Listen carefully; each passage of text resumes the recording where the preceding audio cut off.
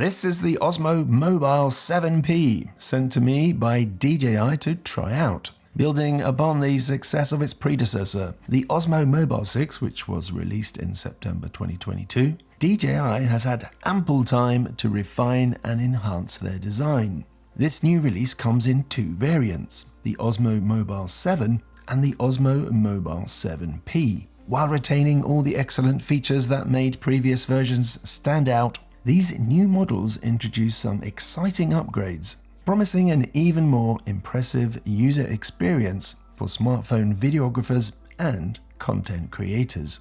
Let's see what's new.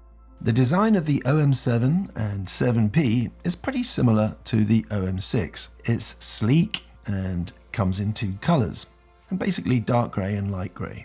But DJI have now introduced inbuilt tripod legs. They're made of plastic, but they do have metal hinges. They're pretty small at the base, but they are quite sturdy. The OM7 and OM7P have been designed to allow the gimbal to unfold in one motion. With the OM5 and OM6, you had to twist to unlock the gimbal and then open it out. The OM7 gimbals unfold in one movement, so no unlocking required. Open out the gimbal and it automatically powers on. Connect your phone in the magnet clamp and you're ready to go.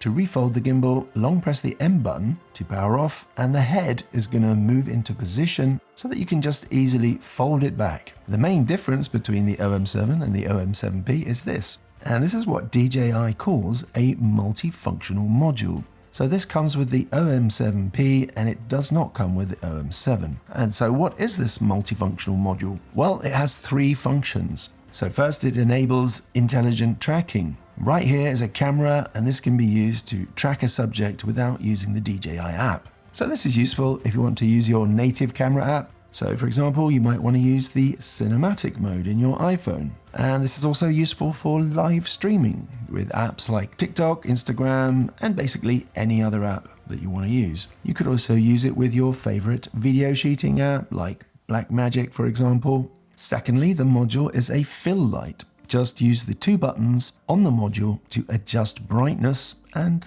also light temperature. But the most unique thing about this module is that you can connect a DJI Mic Mini to it via Bluetooth. You just need to add a cable between the module and your phone, and you can now record audio from the Mic Mini to your smartphone. The module can also be turned to face either way, so you can use front or rear cameras. If you're using the DJI Mimo app, you now have Active Track 7, which I'm going to talk about later in the video. DJI has extended the battery life of the OM7 and OM7P. Whereas the OM6 had a battery life of about 6 hours, the OM7 and OM7P battery can last up to 10 hours. If you tap the trigger 3 times, the OM7 gimbals rotate the camera 180 degrees, and this enables you to easily switch to using the rear cameras to film yourself. The OM7 and the OM7P now have a new recording indicator on the back of the gimbal. So you do need to be using the Mimo app for this. So when you are recording, you're going to get this red light, and this lets you know that you're recording. And when you stop recording, it goes off. So if you're using the rear cameras to film yourself, so obviously you're not going to be able to see the Mimo screen to see if you're recording or not. So this light lets you know. So that's it's a small thing, but one of those things that's pretty useful, I would say. So what's the difference between the basic Osmo Mobile 7 and the more expensive Osmo Mobile 7P? Firstly, the 7 does not come with the module. You can buy the module separately, but you will also need the special clamp. With the OM7, you just get the regular clamp without the metal connections which allow you to mount the module. Now, if we take off the clamp, underneath you can see that there are these 4 metal connectors on both gimbals. And on the OM7P clamp, we have corresponding metal connectors. But on the OM7 clamp, we do not have these. So what that means is that with the OM7B, you're getting this special clamp as well as this module. The other difference is the wheel on the side of the gimbal, and this can be used to control zoom and focus. And again, we have it in the OM7P, but we do not have it in the OM7. The OM7 has a simple zoom slider instead. But bear in mind that the wheel can be used to control the fill light in the multifunctional module, there's something to bear in mind if you're thinking of buying the OM7 and then maybe getting the module later. I would suggest that you get the OM7P, otherwise you're going to lose out on that functionality. Another difference is that the OM7 does not have the extending handle while the OM7P does. And this makes the OM7 lighter than the OM7P. So you might prefer that if you don't intend to use the extending handle, but both models do have the inbuilt tripod legs. Okay, let's take a closer look at the multifunctional module. The module is designed very much in the DJI style. It kind of looks similar to the DJI mic transmitter, but it's smaller. At the back is a button which opens and closes the clips, which hold the module onto the clamp along with the magnet. At the front we have the camera and the light.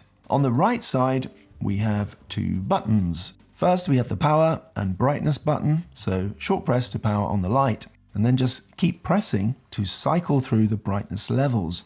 And if you keep going, it eventually switches off. The second button cycles through the temperature settings from cold to warm. If you do have the OM7P, you can long press the wheel to power the light on or off. Turn the wheel to adjust brightness or temperature, and to switch between those two settings, temperature and brightness, you just short press the wheel.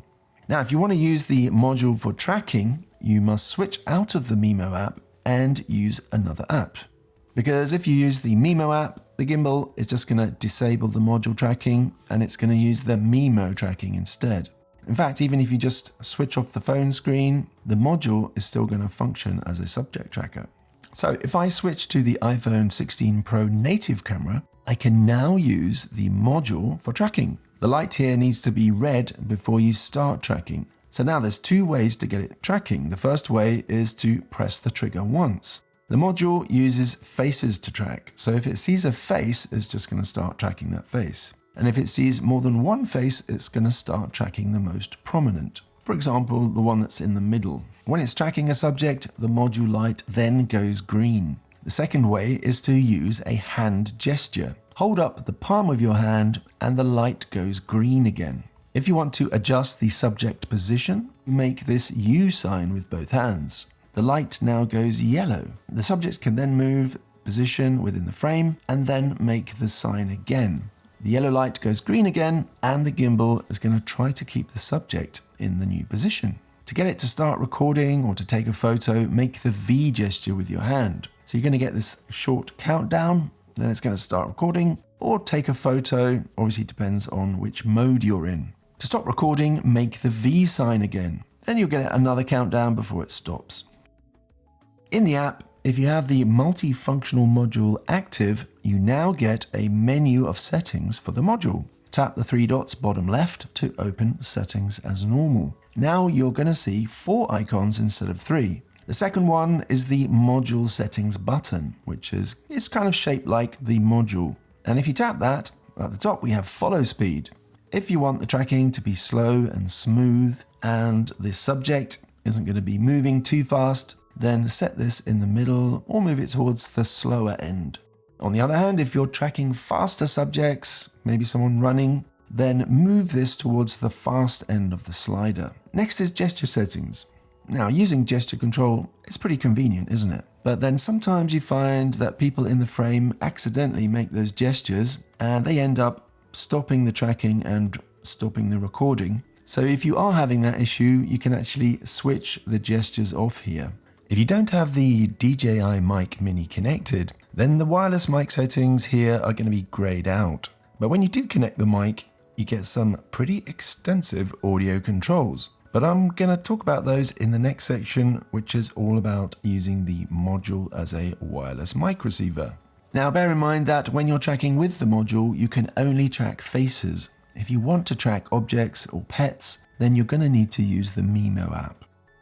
To use the multifunctional module as a receiver for the DJI Mic Mini, first you need to connect the module to your smartphone via the USB-C charging port. And if you have an iPhone with a Lightning port, you're going to need to use a USB-C to Lightning cable. Now we need to enable the Bluetooth pairing on the module by long pressing the button with the link symbol next to it. The green lights on the opposite side flash green. Next, power on the Mic Mini and enable Bluetooth pairing on that as well. They should now automatically pair. And when they're paired, lights on the module and on the mic are going to go green. So now you're ready to start recording. Once your Mic Mini is connected, you can now use the Bluetooth connection button as a remote control to start and stop recording. And by the way, you can connect up to 2 Mic Minis to the module at the same time. Okay, now I have the mic connected, I can go back into the app and open wireless mic settings. At the top, we have the battery level of the mic, and below is a live audio level meter. And below that is all the settings for the Mic Mini transmitter. So you can choose between strong or basic noise cancellation, and you can choose to have a mono or stereo audio track. If you choose mono, you can then use the second channel as a safety channel. And what this does is record the same audio on both channels, but one channel is going to be recorded at a lower level. So if you get a sudden peak in the audio level and it clips, you get that kind of distortion, then you have this lower level audio as a backup. And below that is a gain level control. And then we have a low cut filter, which you can use to remove lower frequencies. So that's good for voice recording if you want to reduce, say, wind rumbles and anything that's in the lower frequency, and it can help to improve the quality of the audio. If you have clipping control toggled on, then it's going to automatically adjust volume, and it's to avoid any clipping. So if you have this set, it's going to compress the audio, and therefore you don't need to use the safety track. If you want your audio recorded without compression, switch this off. Below that, we have some more settings for how the Mic Mini operates. So overall, for people that have the Mic Mini, I think this is a really great feature. It's probably the best audio setup for a smartphone gimbal currently out there. And one last thing, you don't need to use the DJI Mimo app when you're recording to use the mic. You can use any other app, so you can use the native app, and it's still going to record audio using the mic. For the OM7 and the OM7B, DJI have added these inbuilt tripod legs, so you no longer have to carry around the little mini tripod, as you did with the previous versions. And this is going to be useful for taking group photos or videos where you want to put yourself in the frame as well. Just set the gimbal on a flat surface and then use the gesture control to take a photo or to start recording. And as well, if you're live streaming, you can set the gimbal on a table or some other surface. And now you can live stream hands-free. And if you're using the tracking module, the gimbal is going to keep you in frame and your viewers aren't going to miss any of the action. And you could also use this for hands-free video calls. If you want to move around, you can. The gimbal is going to follow your movement. The OM7B has the good old handle extension. Like the previous versions, the most obvious use for this is selfies and group selfies. Of course, it's also useful for vlogging and solo filming. As well, you can use the extended handle to capture various low and high angles. And if you use a sideways shooting style, you can create those epic Hollywood-style crane shots. And you can even raise it above your head for a fake drone shot. The DJI Mimo app Active Track has been updated from version 6 to 7. When capturing images with the Mimo app, the app looks for human faces within the frame. And if it finds any, it places a box around the face with this little green arrow here.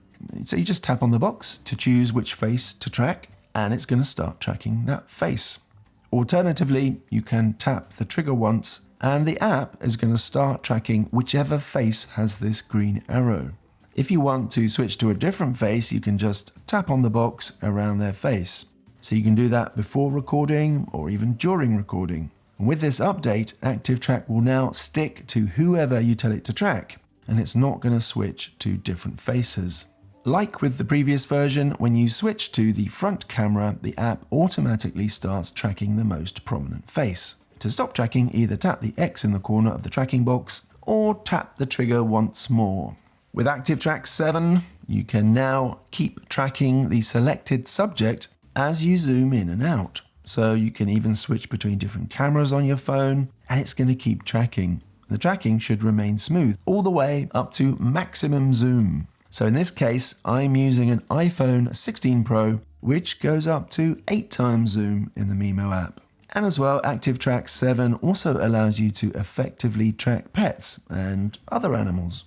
With shooting guidance activated in the app analyzes a scene and then provides a guide for how to shoot a video of that scene. Basically, the app gives you a storyboard of shots that you can follow. But if you don't have this set to pop up automatically, then you can just tap the shot guides icon in the top left corner. The DJI Mimo app features a one-tap editing system where the app analyzes your clips and then edits them into a short video with music added. In fact, it actually takes more than one tap, but it's still quicker than manually editing your footage. And usually with these automated editing systems, they are very hit and miss. I don't know if you've tried these, but for example, they might use the beginning of the take where the camera is kind of wobbling around because you're not sort of set yet. But with the DJI Mimo one-tap editing, it does actually seem to pick good moments from the clips. So just go to the home page and then tap at the bottom where it says editor, and now tap the one-tap edit button. Go through and select the shots that you want to include in the video. Bear in mind that the app is going to order the shots according to the number in the little red circle. 1 is going to be the first shot, 2 is going to be the second, and so on. Once you've selected all the shots that you want, tap next and then wait for it to analyze all the footage. Now you can preview the result, and if you like it, you can use the export button at the top to export the edited video to your gallery. And if you don't like it, you can try another template. So you've got various styles to choose from under different headings. We've got urban, nature, and so on. And you can also just edit manually. If you tap the scissors button at the bottom, you're going to go into the basic editor of the Mimo app. So you can swap the order of the clips and you can adjust the length and so on. But if you want a more advanced editor, something like CapCut, then just tap Edit More here. And now you're going to get a more advanced editing system with a more kind of traditional looking interface. So again, here you can fine tune everything. You can change the music, you can add color filters to clips, add text, add effects, add transitions, and so on. So you could use the one-tap editing feature as a starting point for your edit, and then you can continue with the manual editing options. Or you can simply use it to create your edit entirely. It's up to you. Either way, it's going to save you time so that you can go back to shooting more amazing content with your OM7 or OM7P.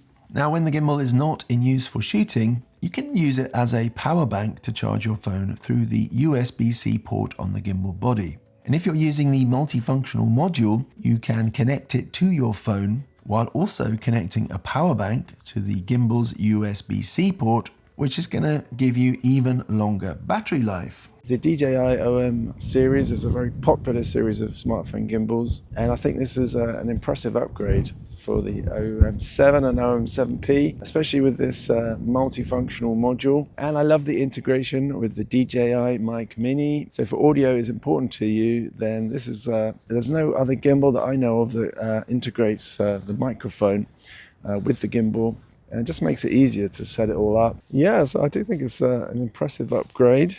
And if you've had any of the previous OM gimbals, then you probably enjoyed using them. And this is just adding a few more little features in there. Right, and it's very cold and windy right now.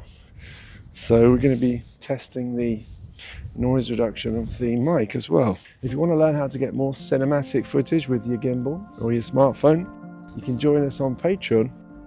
And I've also got my new book out now on Amazon, Smartphone Videography Beginner to Advanced. Now I'm walking in in a marsh. That's it for this one.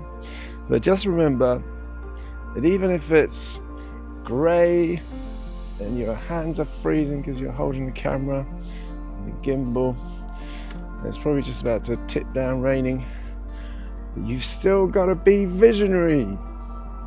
Till next time.